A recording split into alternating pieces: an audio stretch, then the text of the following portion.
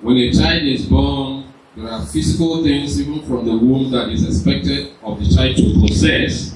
And then when the child comes out, and they don't have all of them, there are ways doctors will look for to help the child survive in the future.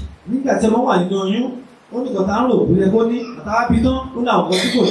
Àwọn tó jẹ́ olùkọ́ṣe, àwọn tó jẹ́ olùṣe, olùkùnrùṣe, wọ́n wò pé nǹkan báyìí la lè ṣe tán yá fi ṣe nǹkan báyìí. The way God had designed it, giving man knowledge to do those things, or a child that is born without limb can actually walk as the way the world is today. Ọmọ sábí tí kò lè rìn, ó ní nǹkan lè ṣe dé pé káfí rìn gbọ́ngàn ṣé ó rìn lónìí. And so also in our Christian life.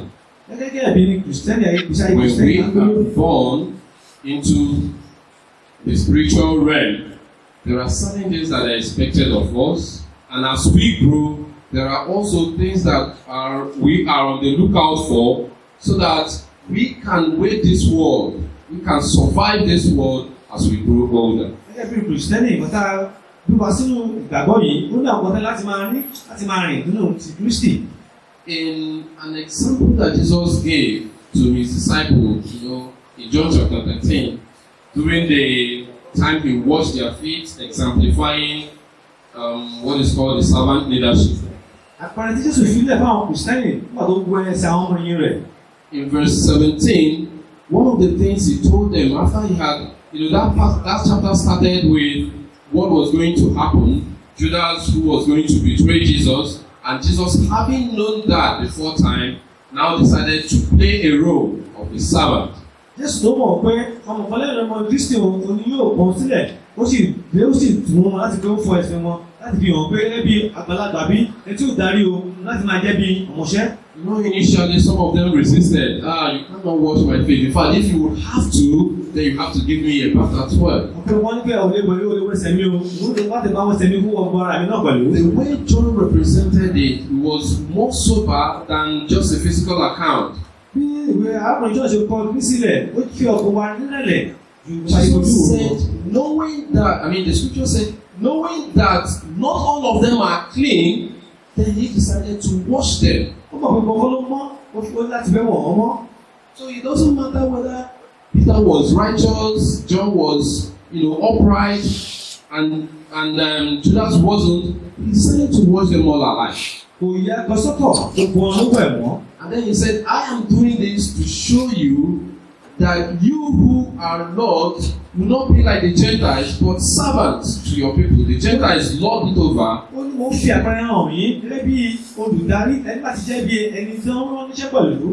Then it goes down in that verse. Let's see that John chapter 13, verse 17. If you know these things, you will be blessed.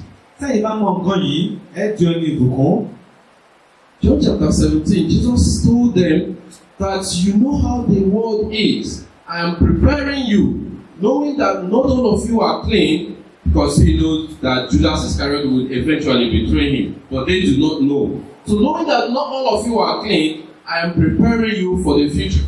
Let's see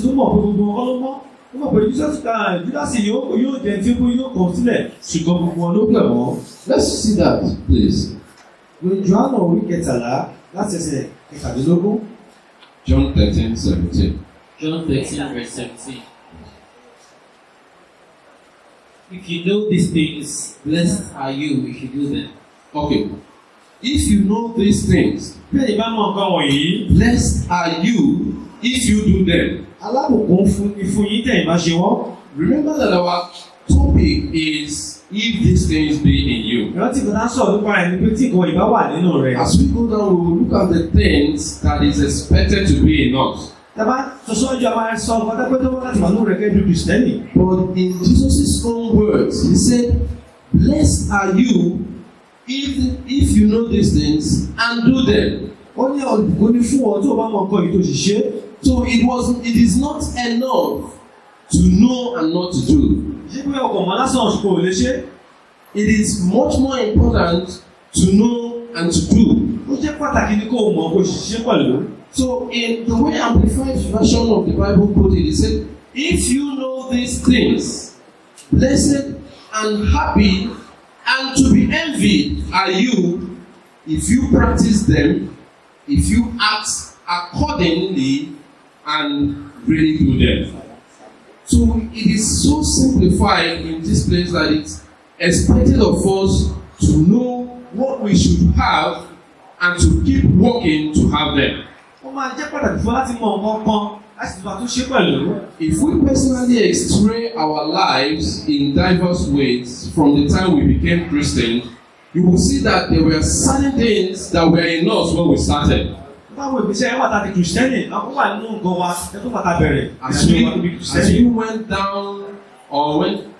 we went down the line, we decided to drop them and bring in some other things that are contrary to what we should know.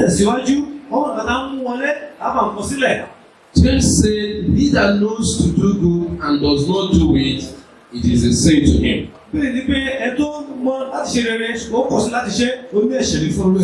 what are those things we should know and to do?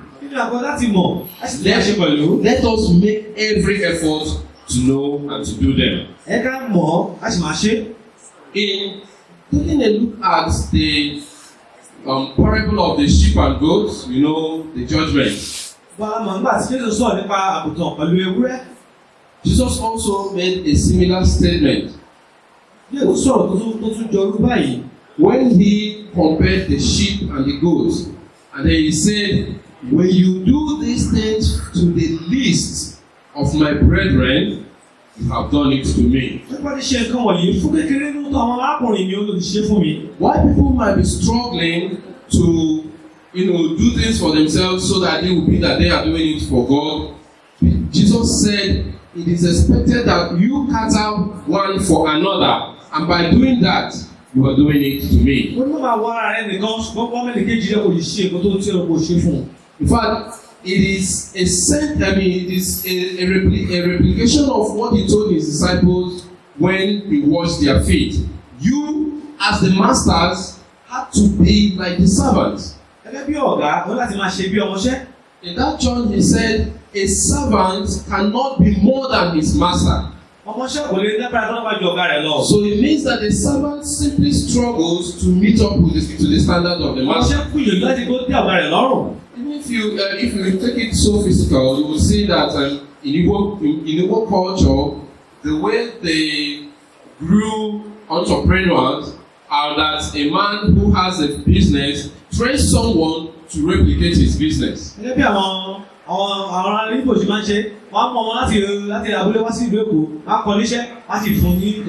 then when the time of apprenticeship is done, he sets him up in the capacity. And when he has set him up, he is expected to exhibit the things he has learned staying with him. Most apprentices do not struggle to do something different. They simply struggle to meet up to the standard of the master. The master out of his 100 million might set him up with 5 million and expect him to make 100 million in a few years. The master does not set him up to become a master, but to grow to become a master. So also our master has set us up to grow to be like him. We cannot be more than our master, but we struggle to be like him. So now, what are the things that are expected to be in us that we are still lacking? Let us turn to our text in the 2 Peter chapter 1. We will read from verse 3 to verse 11. 2 Peter 1 from verse 3. Yes. As his divine power has given us all things that pertain to life and godliness, through the knowledge of him who called us by glory and virtue, by which have been given to us exceedingly great and precious promises, that through these you may be partakers of the divine nature, having escaped the corruption that is in the world through lust. But also for this very reason, giving all diligence, add to your faith virtue, to virtue knowledge, to knowledge self-control, to self-control perseverance, perseverance godliness, to godliness brotherly kindness, and brotherly kindness love. For if these things are yours and abound, you will be neither barren nor unfruitful in the knowledge of our Lord Jesus Christ. For he who lacks these things is short-sighted, even to blindness, and has forgotten that he was cleansed from his old sins. Therefore, brethren, be even more diligent to make your call and election sure. For if you do these things, you will never stumble. For so, an entrance will be supplied to you abundantly into the everlasting kingdom of our Lord and Savior Jesus Christ. Alright, thank you so much. Now you've seen the things that are expected to be in us. All these things are not done in isolation of the other. None of them is done in isolation of the other. They are like the building blocks. By the time we explain them, you will see that you are expected to add a brick on top of the other, a brick on top of the other. Also, these things are not spoken and they come into existence. Just like God spoke and the word came into existence, all of these things are learned one at a time. Every Christian, as we become Christian, is expected to grow a brick at a time. And while you are growing, you don't do this one, and when you get to the second level, you forget first level. There is no third level without first level. There is no ending without a beginning. If you erase the beginning, the end will crumble. But that's what comes into play in the life or lives of many Christians. They have completely erased their beginning, how they were when they started. And they went on building and building, but without a foundation. You know what Paul said? There is no foundation other than that which has already been laid, which is Jesus Christ. So as Christians, we all have to build on Jesus, who had left us an example of all these things that we read here today.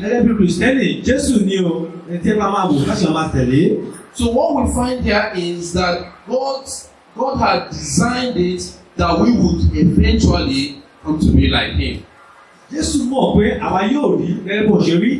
For His divine power has bestowed upon us all things that are required and suitable for life and godliness through the full knowledge of Him who called us to His own glory and excellence. You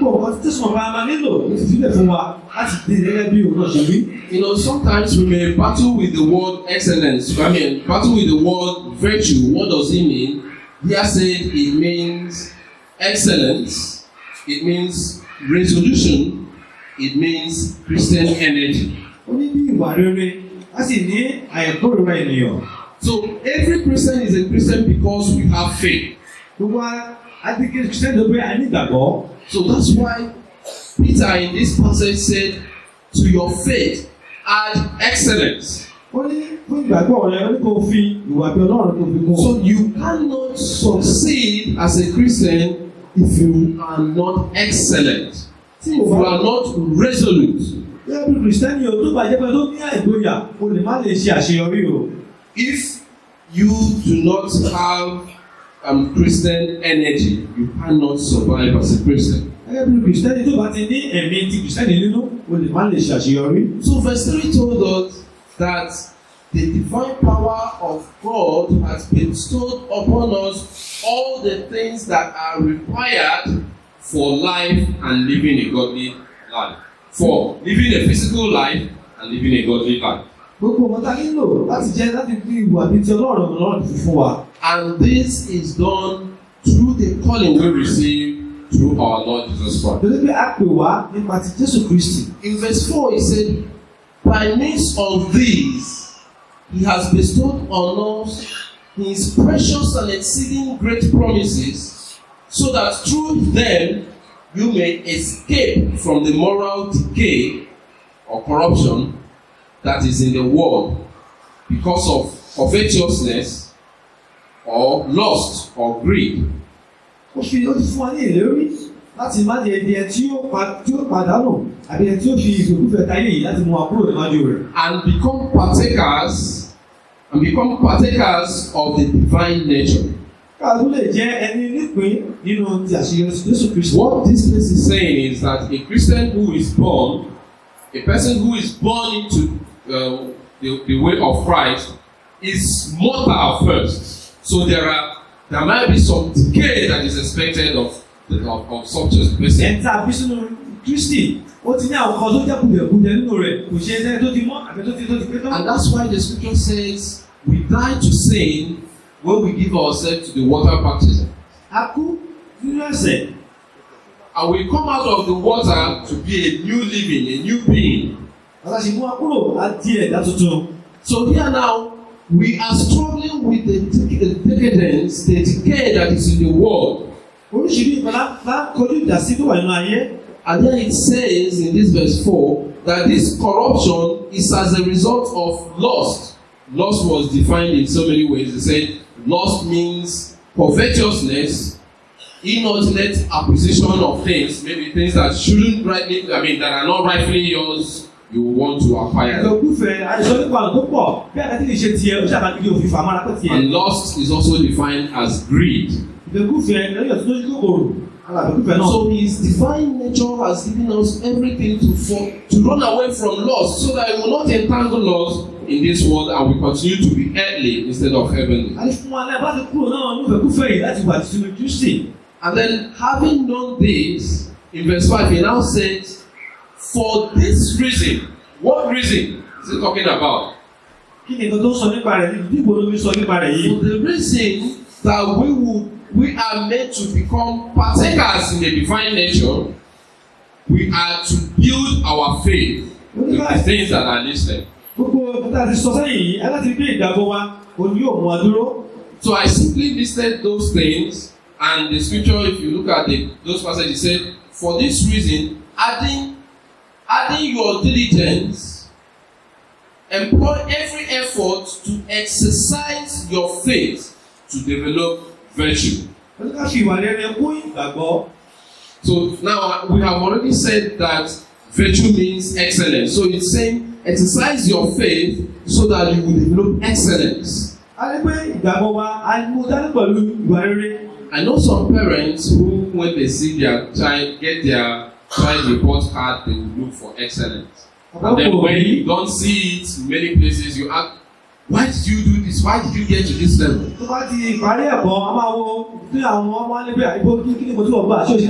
Every Christian is to be excellent in his way. And by being excellent, it means nothing to be said evil about. So for this reason, we are to develop virtue, adding virtue or excellence to our faith. And in exercising virtue, develop knowledge or intelligence. You see, once you become excellent, you have to know how to continue to maintain excellence. That knowledge, you become wise, intelligent in the things of God. You don't use the things of this world to work the things of God. If you are a medical doctor, you don't use the knowledge of engineering to heal. Am I correct? That will really be awkward. So medical profession has a strict way to go, while engineering has its own strict way to go. So it means means that for us to grow in the way of God, for us to be excellent, we have to know the things to do so we continue to remain excellent. And then he goes on to say, and in exercising knowledge, that is developing knowledge on the things of God, you also develop self-control. And we know what self-control is. In the lesson we have been going through, the series we've been running through, we understand that the bishop had to get to the point of developing self-control.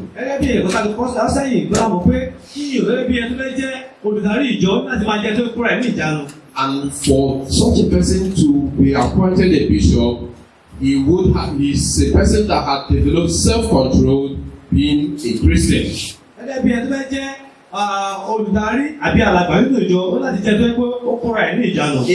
Christian is to learn how to be self-controlled.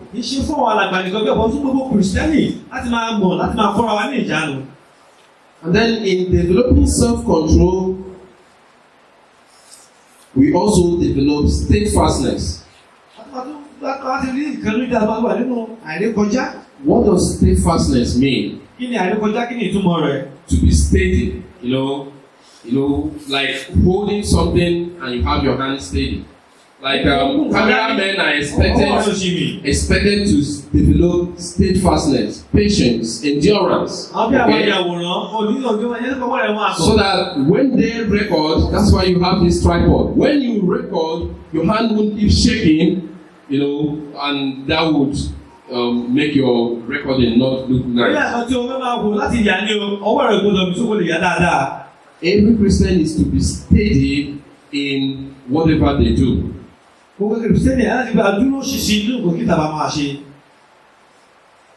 And steadfastness means patience or endurance.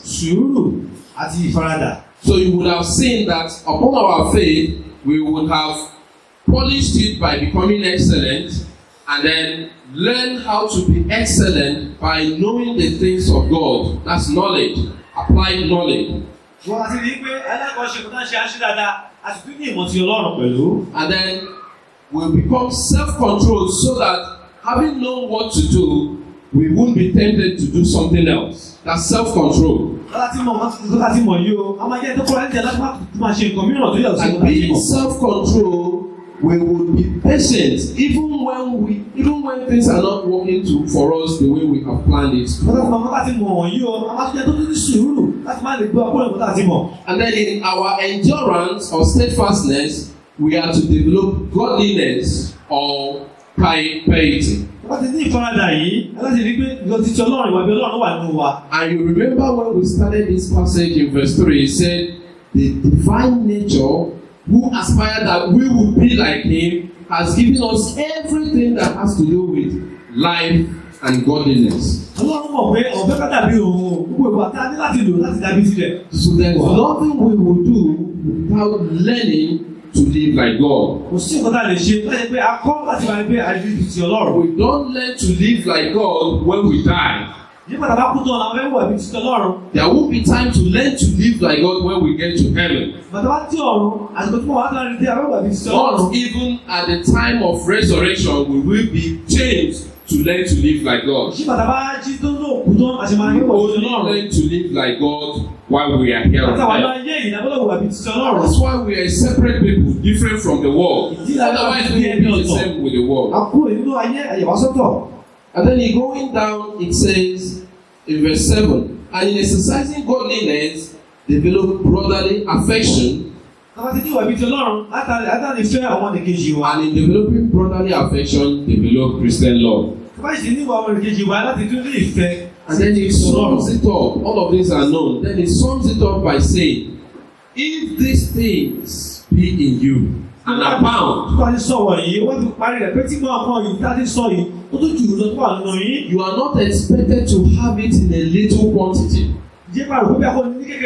it is expected to be overflowing, and whatsoever overflows touch others. Bàbá ní pọ̀jù, àtúnṣe ọ̀dọ́ mi nìkejì. You cannot have brotherly affection and Christian love if these things are not overflowing in you. Kò lè nífẹ̀ẹ́ ọmọ nìkejì rẹ àti ìfẹ́ àwọn ará rẹ tí ìfẹ́ yìí ò tẹ̀wọ̀n You pẹ̀lú cannot be a good Christian if these things are not overflowing in you. Kò lè dàbí kìrìsìtẹ́nì kìí dára fún yìí wà wá nínú rẹ. You cannot get to that level if you do not learn to grow your faith to this point. Ipò tá a fẹ́ kó wà kó lè débẹ̀ tí ó wà ní kó wọ́n bá gbìyànjú ó So our lesson today says, for as these qualities are yours and increasingly abound in you, they will keep you from being idle or unfruitful unto the knowledge of our Lord Jesus Christ. Tí kò àwọn ìkọ́wà nínú rẹ kò ní jẹ́ kó jẹ aláìníṣo àbẹ tí ò ní ọgbọ́n. If these things are not in you, you are lacking in the knowledge of God. Báwo kan yóò bá sínú rẹ, ó ní ọgbọ́n títí Ọlọ́run. You are still that babe who should have been an adult, but everyone sees you sucking the bottle. Ó ti dàbí ọmọdé, tẹ́ kó ti dàbí àgbàlagbà, wọ́n sì rí ẹ pé ọmọdé tó ti mú fídà ní ọ. Let us make every effort to add these Christian graces to our faith Wà á as we grow. gbìyànjú láti máa ní gbogbo àwọn nǹkan wọ̀nyí àfikún ìgbàgbọ́ wa.